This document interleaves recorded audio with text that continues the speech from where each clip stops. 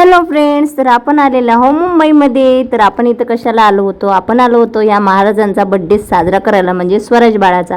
तर म्हटलं चला, हा CSTच्या बाजूनं खूप छान असं बृहन्मुंबई महानगरपालिका आहे, जिथे भरपूर पब्लिक येते, व्हिडिओ शूट करते. तर मी पण केलेला आहे. आजूबाजूला टॅक्सी बघा आणि वातावरण एक नंबर आहे.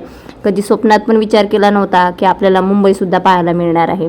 त्याच्यानंतर निघालेला आहोत स्वराज साहेबांची शॉपिंग करायला, परंतु त्याचा जसा ड्रेस पाहिजे तसा काही मला मिळत नव्हता. मग काय, हा CSTमध्ये बसताना झोपलेला होता ट्रेनमध्ये. मग आम्ही उतरलो आणि घरी आलो.